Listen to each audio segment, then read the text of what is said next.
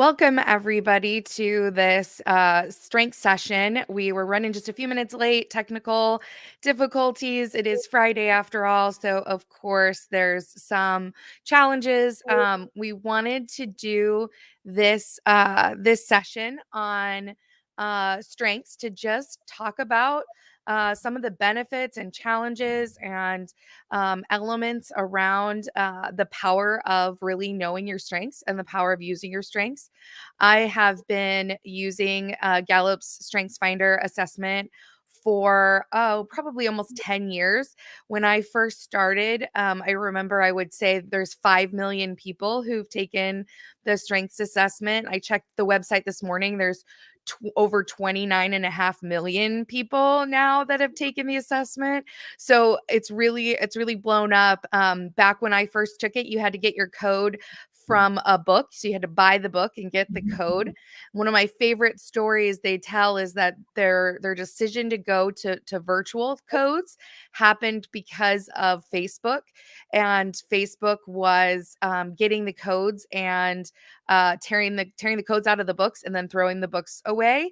And so they decided they needed to come up with a different approach to distributing code, so you could just buy the code, not actually have to buy the book. So obviously it's exploded since then. And I can remember when I first took the assessment, and I didn't even know what I was really taking or how powerful what I was taking was going to be. But it has completely shaped my life for probably the last 10 years since I took it. It's shaped my marriage. It's shaped how I parent, how I lead, how I manage. And so we wanted to just talk about some of the benefits and some of the challenges with our strengths and how you kind of use them. Awesome. Well, since it's more of a new topic for me, I came with some questions that I thought would be powerful, as this is something that I'm really starting to dive into. I actually did take the strengths test probably 10 years ago, and but didn't have anybody like Jessica to really cultivate that for me. And so it's been fun to dive back in and jump back into this. So one of my first questions, Jessica, is what strategies can individuals use to apply their strengths in everyday life? Yeah, so I think one of the things with strengths is when you take the assessment, you find that it is kind of like unlocking an inner description of who you are. So when you read it, and what's really unique about the Gallup assessment is that the descriptions are unique to you. It's based on the combination of your talents, what your descriptions are, because how they come together really matters.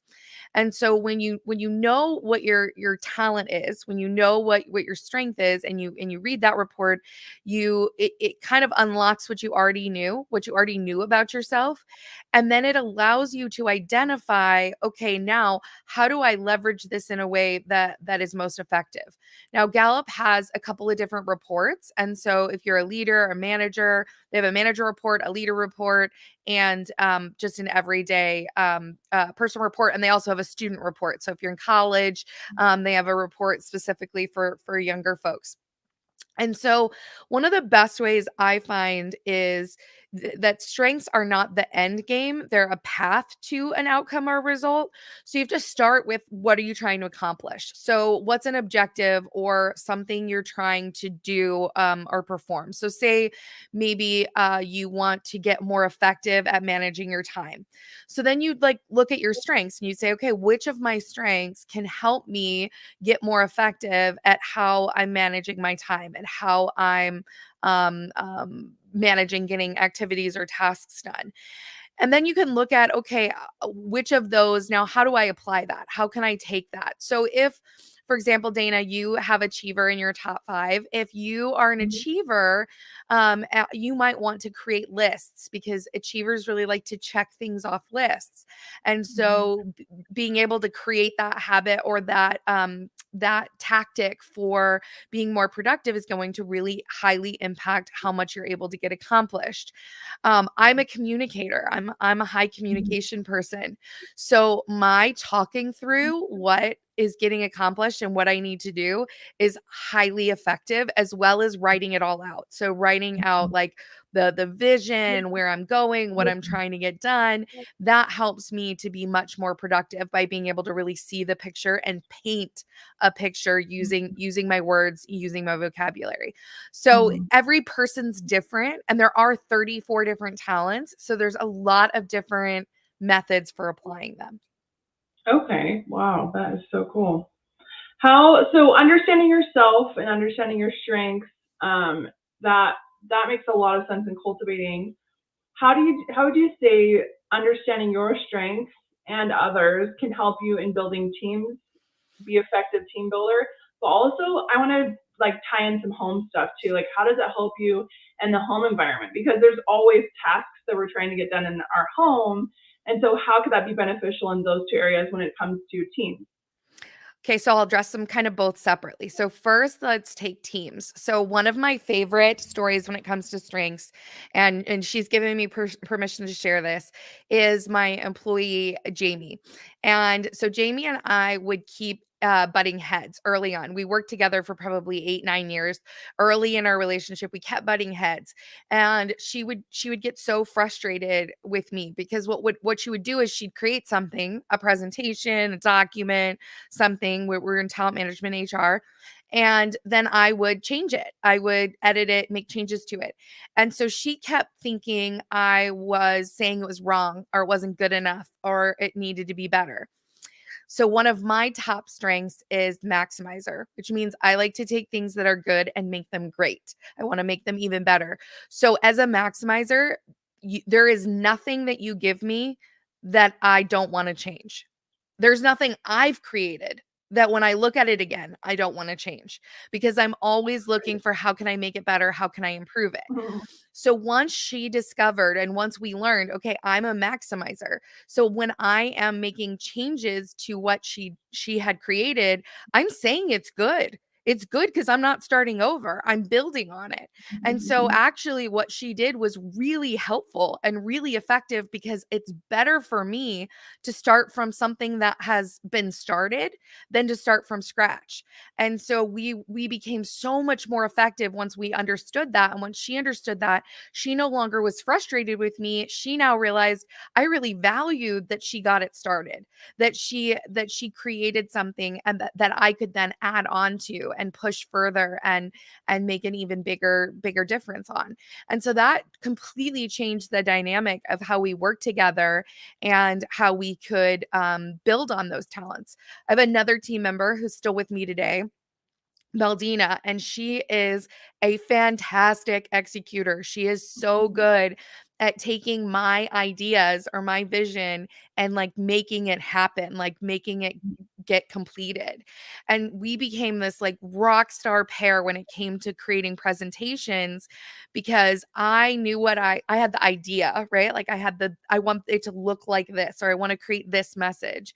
And then she has such strong execution. She could go find the image or create it in a way, and she wanted to make it look really nice, and so she could go get it done and get it completed. And so I think that's where understanding each other's talents and strengths allows you to really identify which tasks belong with whom and leverage that so much more effectively than you might otherwise. So that's kind of my favorite example in the workplace or in the team space. When it comes to family, my favorite story is when I first had my husband take the strengths assessment. I'll never forget when he took his assessment, and his number one strength is deliberative. And deliberative means that he takes a lot of time to make decisions. He's very risk adverse and he really thinks through all the pros and cons before he makes a decision. So we had struggled so much because I'm an in the moment person and I'm like, what are we gonna do? Let's decide. Yeah. What's next? And he couldn't make up his mind. And I'll even go back to because it's a funny story. When we first started dating, I wanted to date. We worked together, so he had reservations about our dating, and we debated the merits of our dating in a Panera Bread Co. for 3.5 hours. So I knew he was interested, right? Because he was Oh debating my me on God. it. Yeah. Yeah. Um, and it took him another week to like think about it before he came back and he was like, "Oh, I actually do want to date." And so it was so enlightening when I got that Love report it. of him being high deliberative to be like, okay, he Mhm. really needs time. So how's that Mhm. shaped how we interact? So one of the things is for sure when we're going to make an important decision, or if I'm going to spend money on something or make an investment in something, he Mhm. is a great screener of those decisions because he thinks Mhm. through the pros and cons and the risks and Mhm. whether it's a good decision or not a good decision, or he really evaluates and considers it. Also, it's taught me that I need to give him that time. So Mhm. often, if there's a conflict or an issue between us or a challenge, I need to tee it up and be like, "Hey, I need to talk about this, and here's the issue. Take some time to think about it, and then we'll talk about it tomorrow, later, in 3 days, whatever." But I have to give him time to process and really like think about it Mhm. before I make a decision, or before I push him to have a conversation about it. And before that, we had been fighting all the Mhm. time because Yeah. I wanted a decision. I wanted to resolve the conflict in the moment, and he needed time to go process it. And 9 times out of 10, after he processed it and we came back, it was an easy decision, Yeah. or it was an easy Mhm. resolution because he came into it with, like, I'm sorry for my part, or I can see this Mhm. piece. And so we got to a much more peaceful outcome knowing that and understanding that about each other. So when Yeah. it comes to our families and our relationships in our families, knowing that can be really powerful for how we interact and how we divide up responsibilities. So my Mhm. husband is very adaptable. Adaptability is one of his other strengths, Mhm. which also means he hates to plan. So my husband Mhm. is great at responding in the moment. Like if we've got, the kids are sick, or, something's happened, like he just ebbs and flows. I got Yeah. it. I'll step in. I can handle it. Yeah. Whereas I'm strategic. I'm a planner. I like to think things through. So Mhm. I'm the one that makes sure we have a plan for Christmas and all the presents are bought, and make Yeah. sure that we like have a plan for how we're going to celebrate birthdays and Yeah. all those things that take thinking ahead of time. Those are mine. And the things that are in the moment, those are kind of his. And so you Mhm. start to really get into, okay, here's how my strengths contribute to this relationship, to this family, and here's how Mhm. your strengths contribute to this relationship, to this family. I love that. I really love that. It sounds like to me that you can kind of um, navigate relationships with more ease and from a more empowered space. Because often I think when we have strengths that are our significant other's weaknesses, we kind of judge them and sometimes even make up stories in our head that it's personal, like you do this to me all the time or whatever, you know.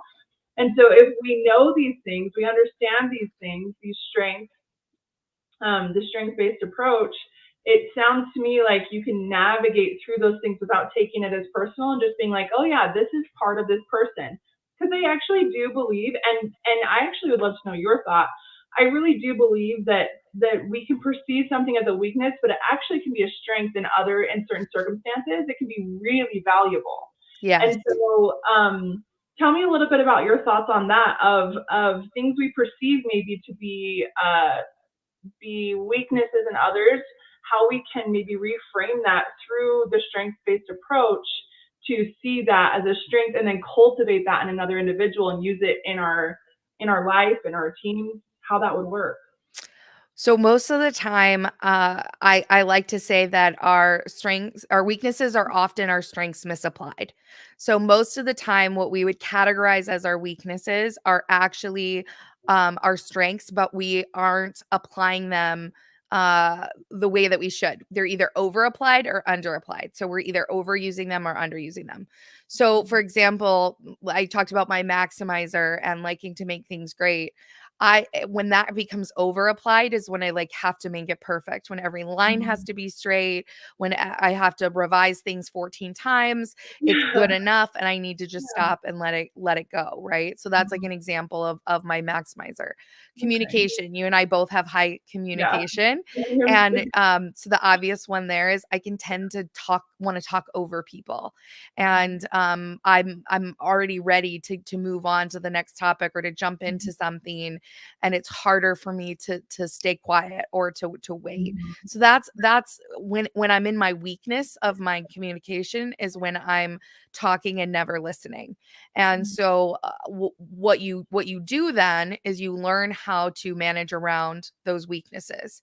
So I Mhm. have to cultivate the strength, and I have to work on the skill of listening, because listening is as valuable to communication as is speaking.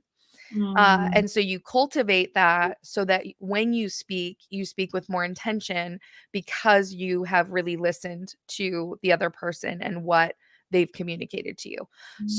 So I agree with you totally. And I think the other thing it helps with is that often we can feel really bad about those weaknesses or those Yeah. attributes of us. um you'll probably relate to this because you're high communication too, but you often would get criticized for talking too much or never stopping talking. Mhm. I'm like 99% sure my 6-year-old son is high communication because he Yeah. never stops talking. And that can frustrate people a lot, right? And so that then can become perceived as that's something wrong with me or that's something bad about me. But actually, when I use it well, when I apply Mhm. it well, when I apply it with purpose and intention, and I cultivate the skill set, it can be really powerful. It can make a huge Mhm. impact. I can speak things or say things in ways that people really understand and comprehend, and it's really impactful and powerful for them. And Yeah. that is an incredibly valuable strength to have. And so all of the talents, all of the strengths have these benefits and these kind of drawbacks. And once we know them, then we can be more comfortable with them. So like my Mhm. husband will often joke when I'm in a maximizer mode. So another maximizer joke, maximizers, like, there's never enough of anything. So like if you're having like a dinner event or something, it's Right. I like there I can't stop. I'm like, 5 appetizers, that's not enough. Like, let's do Right. 6, like, and so there's like you always could do one more. And so, Mhm. then it can become a joke that isn't Yeah. nasty. It's just you might be in the basement of your maximizer. You Yeah, might yeah. be like trying to maximize something that doesn't need to be maximized. You don't need to have Right. another, appetizer at this event.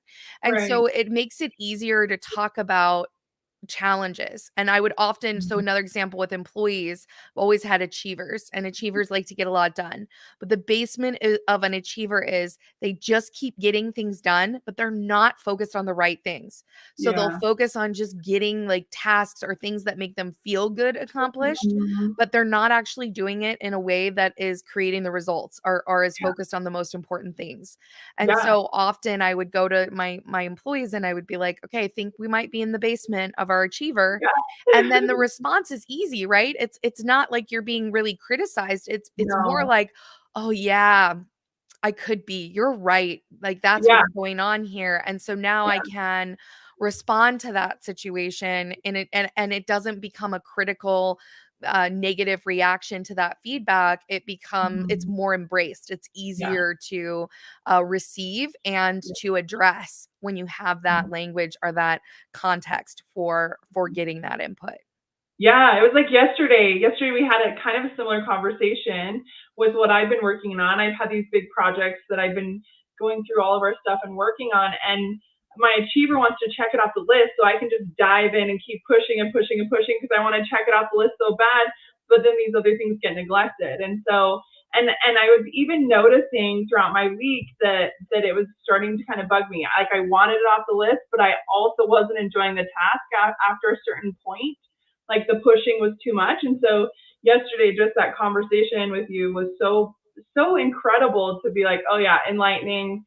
That's why I didn't like that. I need to have some things to switch it up. And I easily made a list of small things I can do, medium things I can do, big things that I'm working on.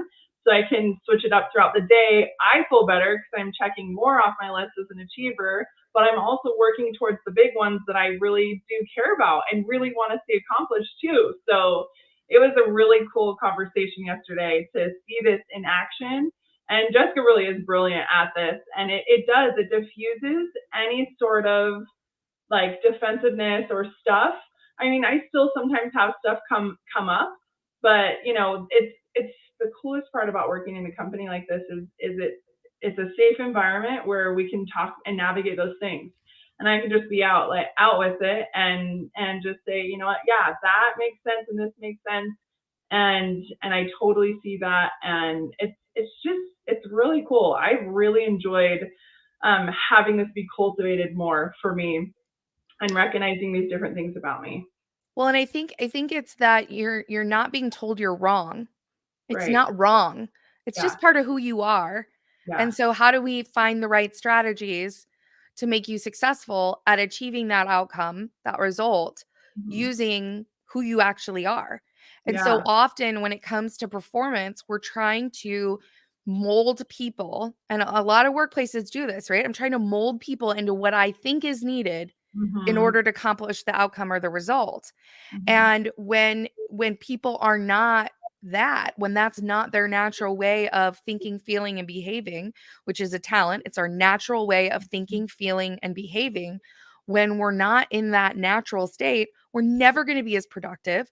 We're never going to Mhm. create as be able to make as big of an impact. We're never going to be as efficient because it's not natural, because we're fighting against our own natural ways of existing to do it someone else's way, to accomplish Mhm. it in a way that someone else is trying to tell us to accomplish it. Mhm. And in a lot of ways I like equate it to, we're trying to treat people as if they're like parts of a machine. How can I make them into the shape that I need them to be? But that's Mhm. not what we are. We're human beings. We're each born just so uniquely different. And one of those like really uniquely different elements is our talents.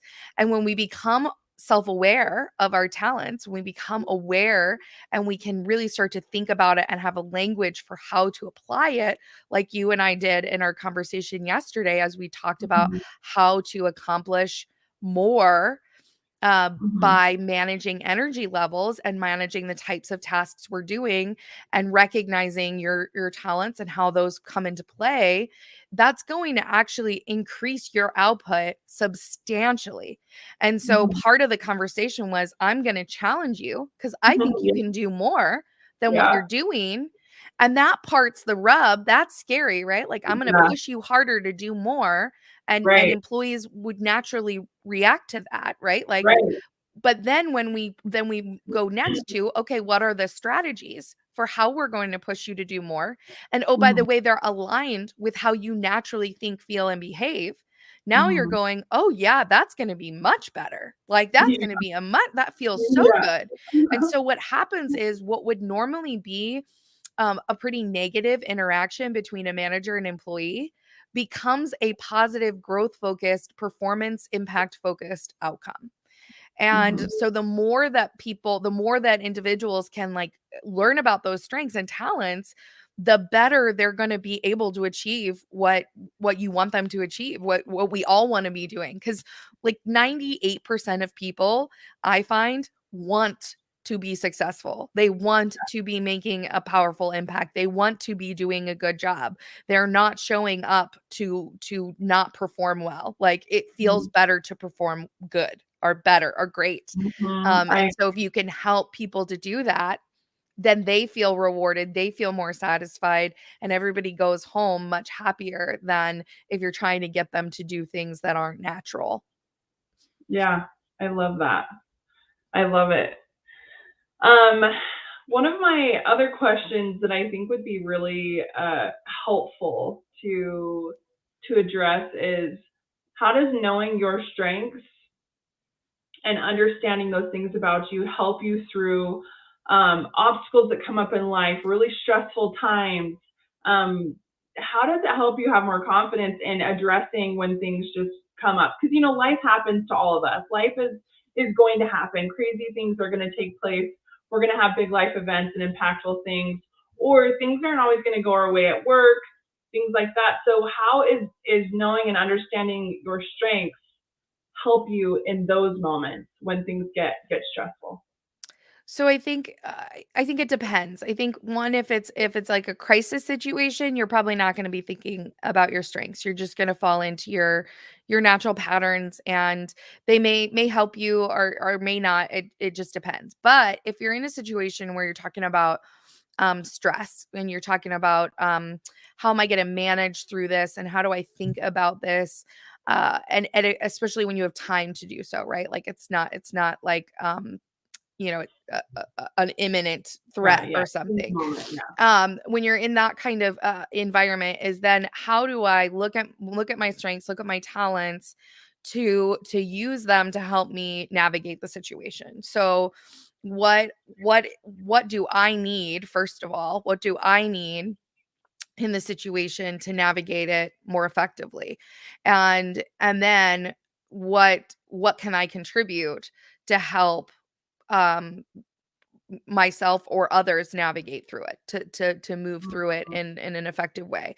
So one of the things, and I always go back to kind of my own examples, but for sure with communication, for me, when there's really stressful situations, when the pandemic was going on, writing was incredibly impactful for me because it allowed me to release those feelings, those emotions, that stress by writing about it, by sharing it, by and either journaling or writing articles about it. That really was a powerful impact. It's one of the reasons I ended up writing my first book, was because it was part of like a healing process around the experience with the pandemic. And so I really needed that. I needed that release, and that was a way for me to manage my stress using my talents and using my strengths.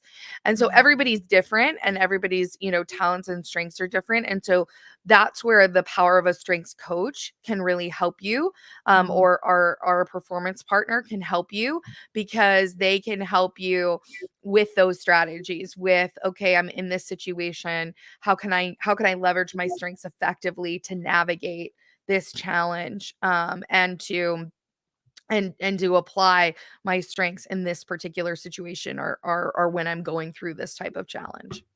Mm. I love that.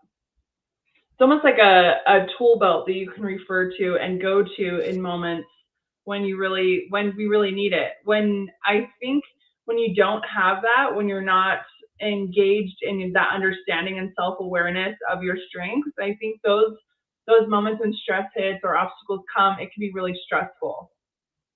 It can feel daunting. It can feel like there's a lot, and it can I think add to the stress. Whereas if you have that tool belt of, okay, how can I use what I have, my tool belt, to help me, and how can I pull from those things to really accomplish and overcome this? It creates less time in what we call the victim hole, right? The victim hole, victim mentality. I'm never gonna figure this out. I'm never gonna get through this, and you can get back up and you can keep moving.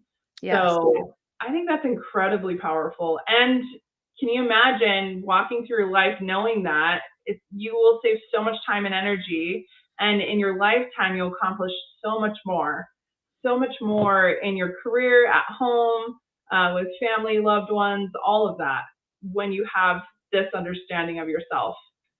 I love it. Um, okay, let's see. I'm trying to go through and see if there's any other. Um, oh, yeah. One of my other questions that I was considering is, how can the knowledge of your strengths impact career choices and decision making? That's a really, I'm fascinated by It's that. like you read my mind. I was like, we gotta talk about careers here too. So that's Yeah. perfect. So yeah, I think in some ways yes, and in some ways no. So the first is, I think that what you don't want to do is say like, these are the best strengths for this Mm, job, or you have to have these strengths to do this job well, because often we underestimate uh, how many different ways there are to apply different strengths to accomplish the same outcome. So again, when we think of strengths, it's about how do I use my strengths to accomplish the outcome. And when we're managing or leading people, it's how do I help my people to leverage their talents, their strengths to accomplish the result or the outcome. And that might be different for different people.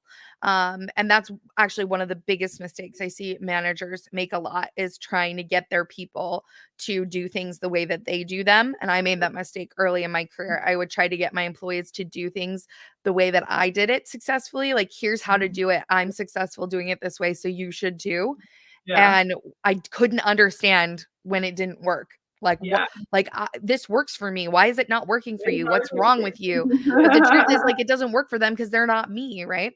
Right. When it comes to career choices, I think the most important thing is to look at alignment of your strengths, how much you can use your natural talents, and how much you're going to be asked to use those that are at the bottom. So when you do the Strengths Assessment, you can either have get just your top 5, so it's $20 just to get your top 5 talents, or you can get your full 34.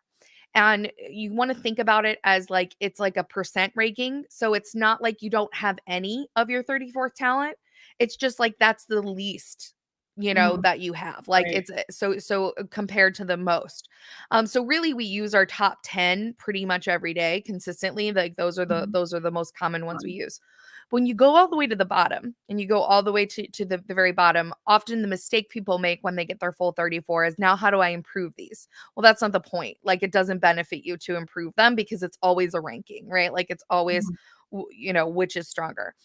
But those that are at the bottom, if you're trying to do a job that um, requires you to do things that a lot of things that your bottom talents or bottom strengths would need to be used for, then it's probably a misalignment. And one of the best examples I can give is that my 34th talent, my very last talent, is analytical, which consequently is in my husband's top 5 and my sister's top 5. So I always know who to call Yeah, upon your to partner go-to. with. But if I were to go into and spend my whole life in spreadsheets, data, and numbers, in that finance analytical space, I could do it, but it's going to drain my energy. I'm not going to feel like as fulfilled because I'm trying to use something that's way at my bottom. Now, Mhm. I can do it. I can put together financial budgets, and I do, and I put together the information, and but I wouldn't be happy doing that every day all day. Whereas and my mom's an accountant, she's got high analytical. My mom loves spreadsheets. My husband loves spreadsheets. He loves putting together the data and figuring out how to make it automate and run numbers and all this stuff. I mean, it just jazzes him up, right? Yeah. And for me, it's like, no, I don't want to do that. Flip side, I could write emails, books, articles all day Mhm. long. I love to write. My Right. husband hates to write, hates to Yeah. even write emails. The chat, the new AI tools are his like best friends because they're like Yeah. helping him write things. And he's like, this is amazing. This is changing my whole Yeah. life. And anyway, and so it's like that's how really it comes into play when it comes to careers, is how do I align my, and you can do a lot of different careers. It's not like, oh, I have these talents, I have to do this career, Right. but aligning it with the careers that fit or that you get to use those talents are going to bring you so much energy. So for me now, being a writer, a performance partner, consultant, a speaker, like that lines up so well with my strengths and with who I am, and gives me so much energy. And if I were to do something different, like be an accountant, it would not go well. It would not do that for me. I love it. Those are great examples. I love those. I think that's wonderful. And I love the whole idea around just understanding yourself, but um not boxing it too much. Don't box it too much, because it's incredible what you can do when you bring your strengths to the table in an area that maybe might surprise you. And so not boxing it in and saying, I only can do these things in my lifetime. When your heart's really saying you want to do something else, we'll take those strengths and apply it there. And that's great. See what can Yeah. happen. The Yeah. possibilities are endless, right? The benefits of the strengths assessment, I mean, I can't speak them enough. They're so powerful. And I've been doing this for over a decade. Every time I train people, they come away with like, that was so insightful. That was so powerful. I'm so glad I did that. I've never had anybody be like, that was a waste of time. I shouldn't have done that. Everybody loves it.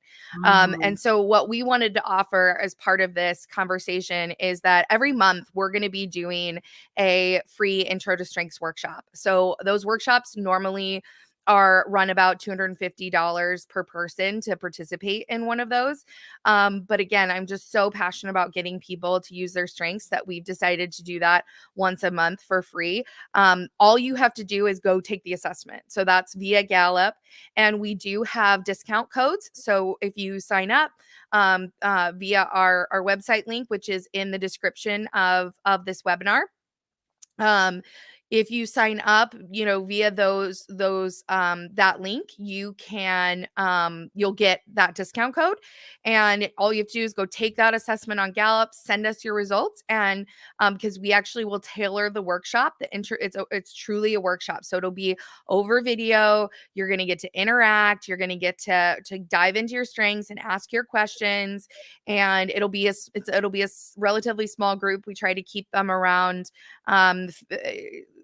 10 people or less ish.